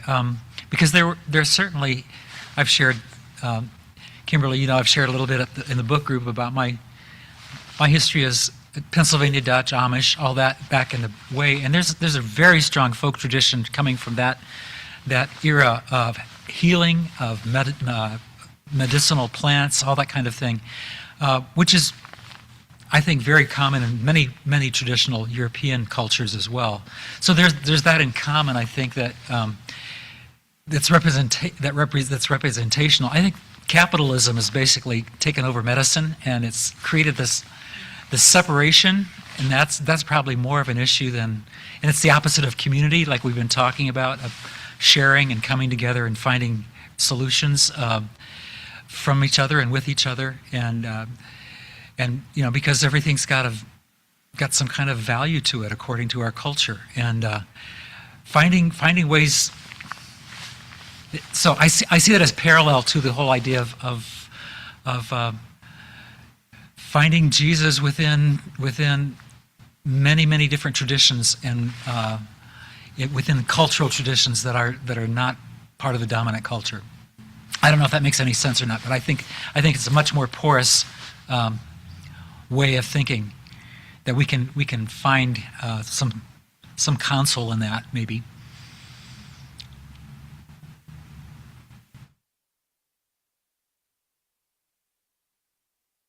It's good to know, and maybe some more speakers who can attest to that would be great to have. I know some people here on the call are mental health practitioners and work in indigenous communities and things like that. Delvina, I'm looking at you. Could have many good things to help us learn how to do that, exactly what you're suggesting, Ken. I do have a cousin, Dick Church, who worked his way up the chain as a pharmacist, and he worked on the res. He worked out here in Shiprock, and he worked his way up to be like second under the Surgeon General. He's an admiral and native, so he would I'll ask him if he would come on and talk to this topic. Yeah. Yeah, he's really knowledgeable, and he supports Good Medicine Way as well. Elizabeth. All right, go ahead, Elizabeth. Hi, everyone. My name is Elizabeth Bear. I'm from Boise, Idaho, and I got introduced to this meeting. I've been really disconnected lately with my creator. I am currently in this Christian-based program where it's totally different from the native way. So it's been really difficult because I I don't feel the connection how I would when I'm on my reservation with the sage and cedar and like the natural like nature, Mother Earth, Father Sky. Like it's just for some reason when I have those things with me, it just makes it so much more healing for me and so much powerful. Like I just feel more connected. And I just want to say thank you guys for providing this because it's when you play the drums and you sing the powwow songs and the flute, like it's so it's just so powerful and it's just beautiful and I've been really missing that. So thank you guys. And You're that is so my medicine. I have a quick suggestion. Yeah. Would it help to take a photo of the sage, the other medicines? Just physically put them on a small piece of paper to carry in your back pocket. I would love that. I did that for my kids when they were young with the word grace. So that on schoolyard issues, it just says, feel your back pocket. You're going to remember. It's tangible. It's there. It's written. So it's not some abstract thing way out.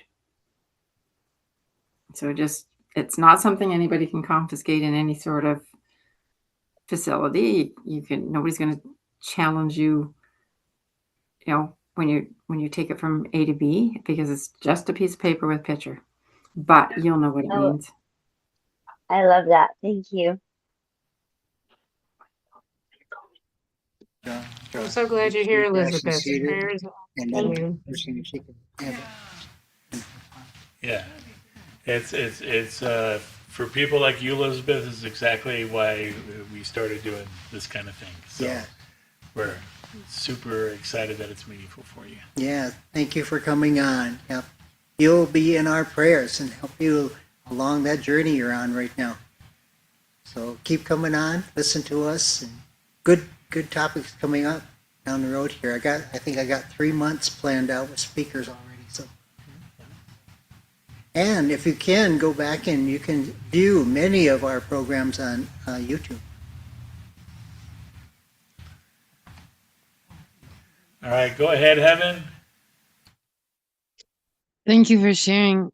I was thinking about making bread and like the permeating nature of like yeast. And it was interesting to me because it made me think about how like some people have been making the same bread forever. They take the mother from the previous bread and they add it to the new batch. And then they like make candies that way too. And it's like the root of the structure of it helps bind everything in a good way and helps it rise. And I was thinking about that and how you were reminding everybody that like in spiritual warfare, the root of your protection is the word and how like important it is to know the word so that when spiritual warfare comes up, no one can confuse you with the word because you have that rooted in your heart, And I think that's like especially important for people who are walking in two worlds or practicing like traditional ways because there's a lot of like religious abuse and spiritual abuse around the word.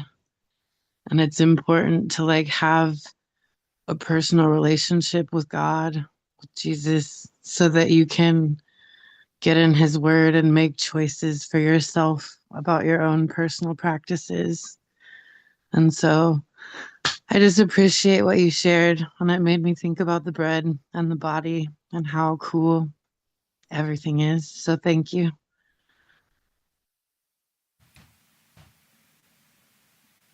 Thank you, Heaven. I always look forward to hearing your thoughts.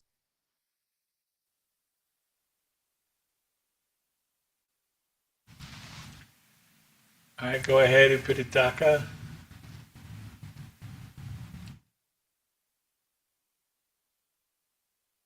All right. Can y'all hear me? All right. Loud and clear. All right. Awesome.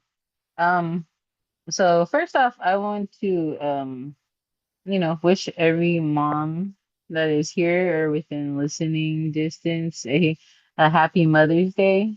That was yesterday. Um, but yeah, I think a lot about what Kimberlee was sharing.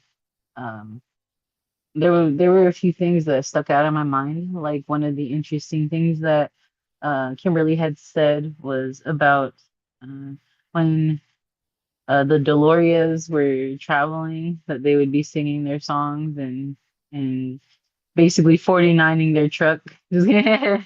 I thought that was very cool too. It makes me think about like when like stories from like when my grandparents would travel, or like when my mom and her brothers would travel somewhere, or like even now today when me and my children travel. It's really cool that these things can be passed down. And I started thinking a lot about like how there's the debate between traditional like healing ways and like medical healing ways, and even I kind of count like some of the medical ways as part of the church, because the church that I went to in New Mexico, the whole reason why I feel um, why the whole situation happened with me there was because there was someone who had spoken about how traditional healing, traditional ways um, doesn't actually offer healing. That the only way to fully heal is through Jesus, and you have to follow the Wachichu way. You have to follow uh, the way that's the Western way, I guess, or the Christian way. And so I was just I don't know, I was thinking a lot about that while we were all kind of discussing a little bit about that balance that you have to have and how interconnected everything is. I wrote it in the chat a minute ago, but um, I don't know. I'm just really enjoying what you share with us, Kimberly, because I do look up to you. You're definitely a role model that I'd like to follow in your footsteps a little bit. Um, but I think it's really interesting that, some of the things that you shared with us about the Deloria family and um, like how parallel all of our lives are and how interconnected we really are. Because yeah, my grandma on my dad's side was part of the 60s scoop too. She was adopted by a Christian family, and that's how my last name uh, was Monroe instead of the original Indian name that we had. Um, And I also thought it was really interesting too about like how how we label ourselves differently, because there was a politically correct way to announce yourself as an American Indian. There was also a politically correct way of being Native American, or being Native, or being Indian, like Indian, or like some of the older ones used to call themselves skins, like redskins.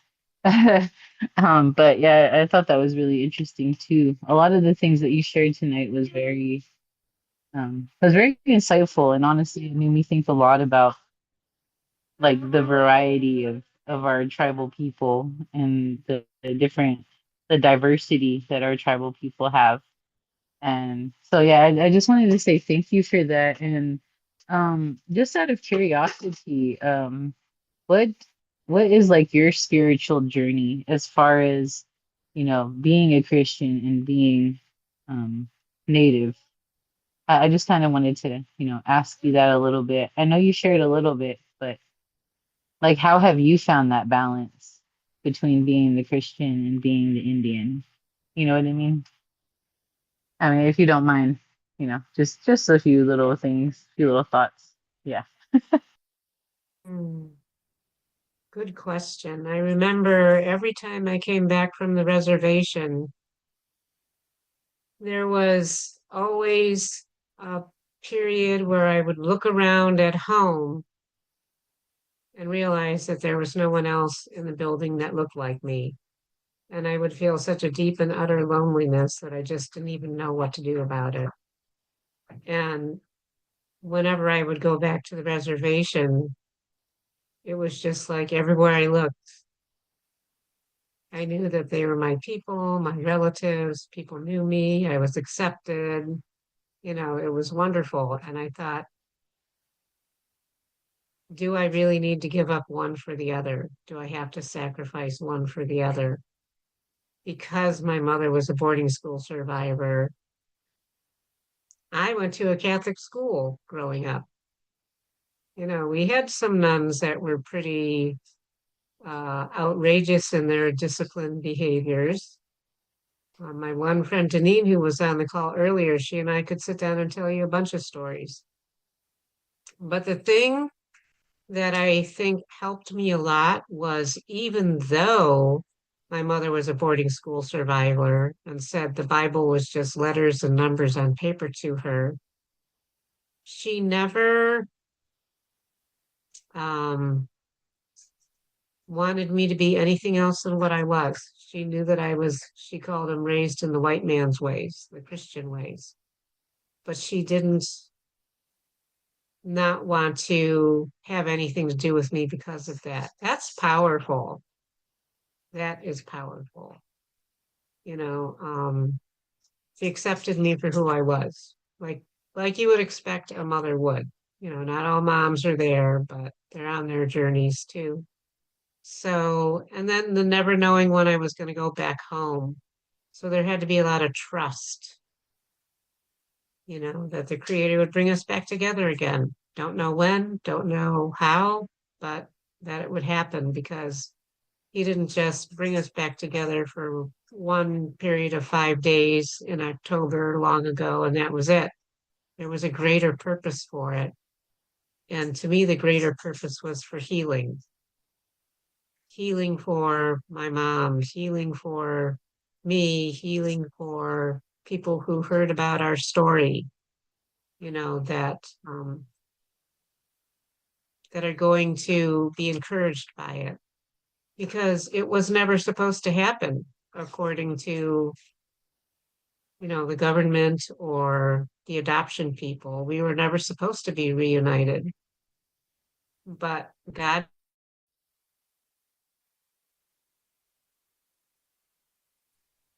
you can think what you want.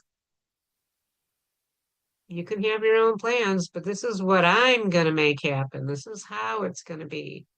And so it built up my faith in the Creator, that nothing is impossible. Nothing. You cannot convince me otherwise. So I think when I began to step more fully into who I am as an Indigenous person, and how healing that was, even though I don't know all my traditions, even though I can't speak the language fluently, even though I haven't participated in all the ceremonies and things like that, it's not about those, like checking off those boxes, like some Christians want to check off the box. I went to the Indian reservation. I donated this. I, poured coffee at the Indigenous AA meetings for 10 years, that kind of stuff. It's not about the checking off of the boxes. It's about who you allow yourself to become in that process. And so that's where grace and mercy and love come in. And so the more I can embody that, or anybody else can embody that. That's the light and the love of Jesus that people want. So those are some things that I came to understand, but I was raised in a Catholic church. And then I went over to the Protestant, evangelical, even charismatic side sometimes. But I had such a deep curiosity about what it was like to be a believer and a follower of Jesus, because I knew that just getting one part of the story wasn't the fullness of it. And so I had so much fun and so many great experiences chasing God. And I have friends who are like, hey, remember the time we did this? And remember the time we went to Toronto because there was this conference and we just dropped everything and had to go. So I learned how to surround myself with people of like mind who were hungry and thirsty and they wanted more and more and more. And that sort of community was what I needed. So they both work together. And I believe that they're stronger together because that's how it's been. Has it been easy? No. I've been told in one of the churches that I used to go to, you can't come in here and worship with your shawl. You can't do that. People think it's weird. Don't do that. Did that mean I wasn't going to go to church anymore? Well, maybe for a couple of months, I was like, if I'm not allowed to blah, blah, blah, blah, blah, then I'm not going to blah, blah, blah, blah. But then I thought, well, that's man. What difference does that make? It's really creator. That's the one. That's the one that I want to honor. Man can say what he wants to say, and he does, but that doesn't mean I have to listen. That doesn't mean I have to buy into it. So that's a little bit of it. But thank you for asking.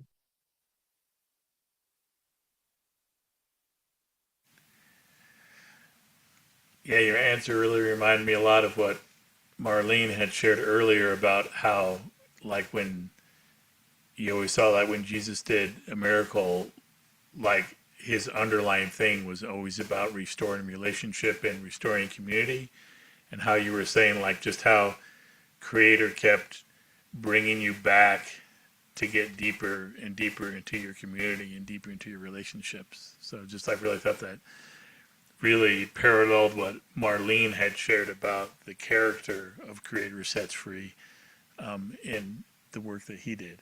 And speaking of that, go ahead, Marlene. I was at one elders conference and the speaker said, basically, we all carry a basket. And Creator has set in you the discernment skills to know what belongs in your basket. And so if a teaching comes that does not resonate with you, don't pick it up, because we're all made individually. We're all made to worship in what suits us individually. Some of us are multi-ethnic. So perhaps, like my sister is like all in Anishinaabe, which is not our nation, but it's the closest one, so she can learn. But then she, to me, got tripped up on skirt lengths and so many other things that I'm thinking, okay, you sound like the colonial guys and the rules. Maybe you should stop and think here. And so, yeah, I just encourage people to pick up what is resonating with you, or for the people who are in the mainstream churches and struggling, it's like you're a barnacle on a ship. You get to go everywhere the ship goes, and you're welcome to come join the ship. But that chance you're getting in the steering column or in the steering passage, you just won't. So, and that's where the man part comes. I do orange shirt teaching in Canada. So we have Truth and Reconciliation Day, September 30th. Do you guys know the story of the orange shirt or no? Phyllis Webster had it taken away when she went to residential school. So I presented it in two places this fall. The Northumberland Christian School, and then my congregation's GEMS Club, which is a girls group, like a Girl Guide 4 to 8. grades 4 to 8. 2 people left the girls club in my church. Their parents pulled them because the kids were being taught about residential schools. And I had it as tamed down as you could possibly be. The Northumberland Christian School has been doing the work already. I got flowers, I got a thank you card, I got invited back, I got like exact same presentation. And so like Kimberlee, I did not go to church for the following subsequent weeks because I was fuming. Maybe not fuming, maybe too hurt to go. And if I go in that mood, I'm not hearing what they're telling me anyway. So, but I do have some online people that I can watch and coming here on Monday nights to counter that. And it's your little puffs of oxygen that keep you going when you find your little communities.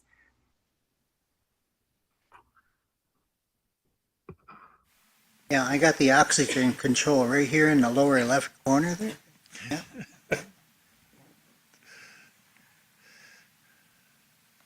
I love that. Or Thomas Foolscrow says we're hollow bones, hollow eagle bones.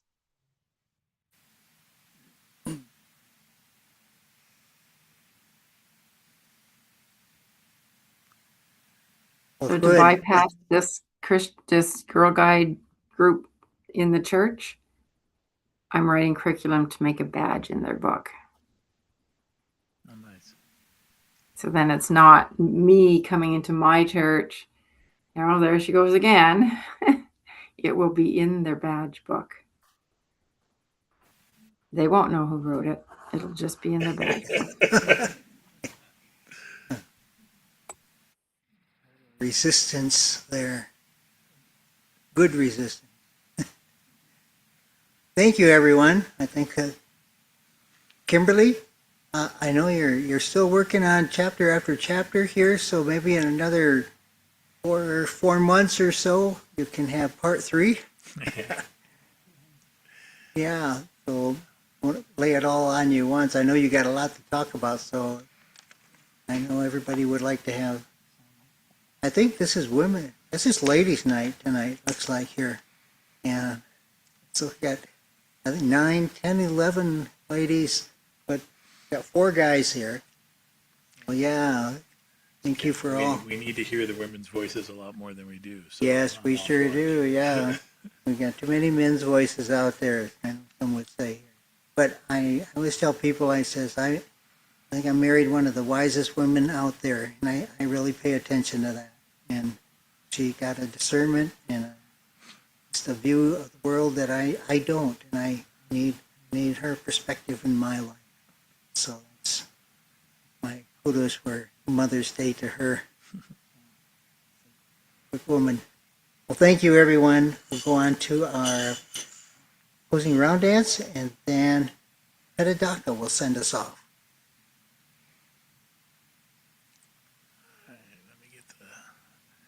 Words up here. And last note here, remember, I'll be attending the Wachoni Family Camp this year. So if you want to be there, have a good time at the Wachoni Family Camp, come on out. I worked on that camp for 17 years with Richard. Really worth going. Make your plans.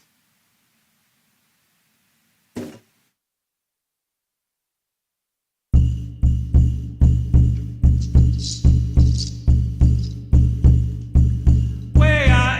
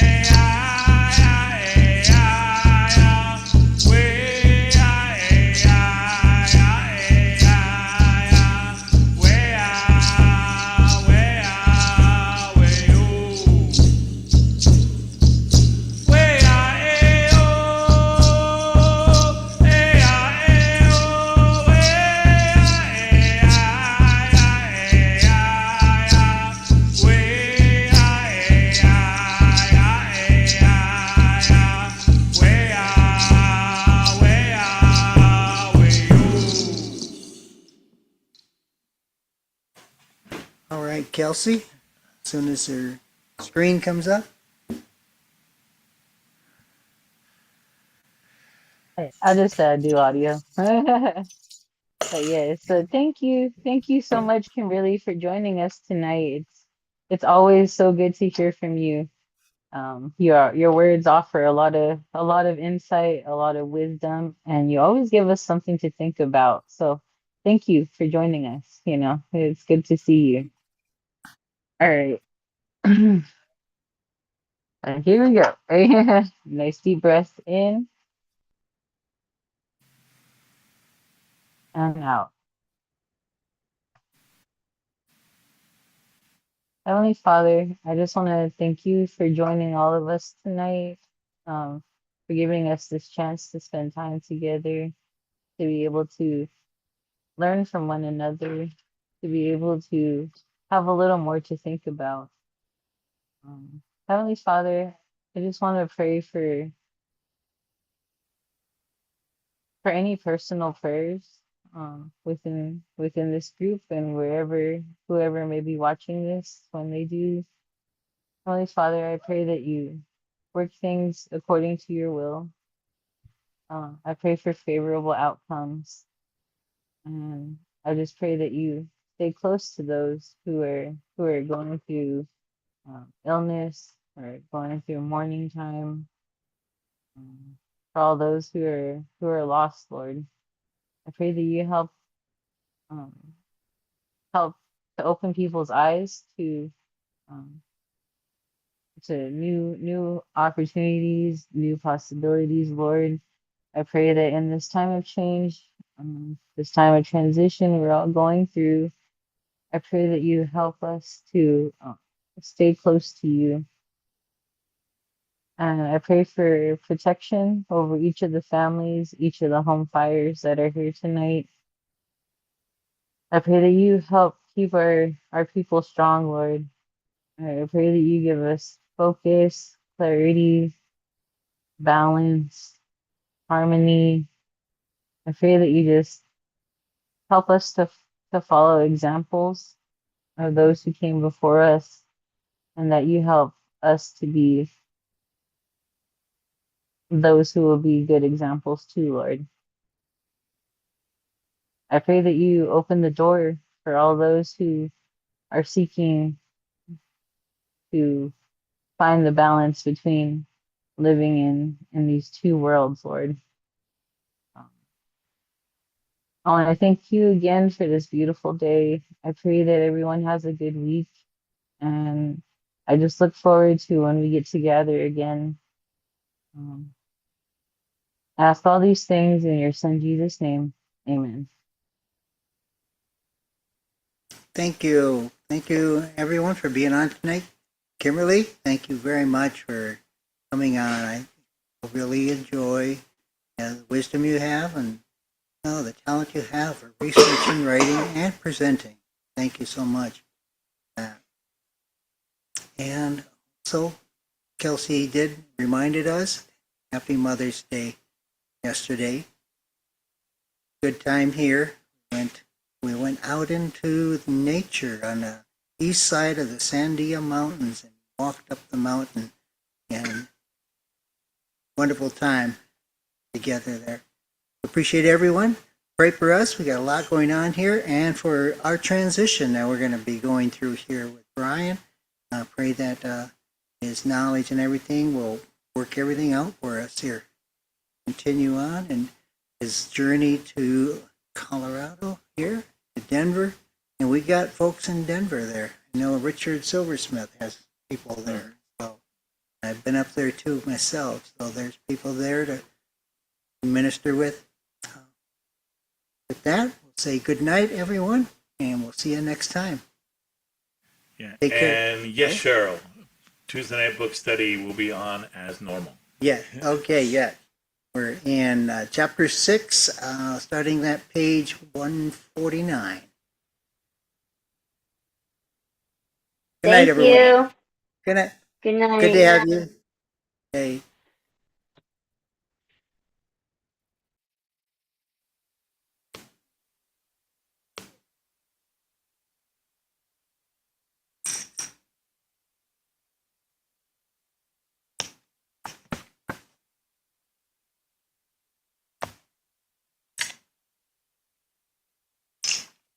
I'll get with you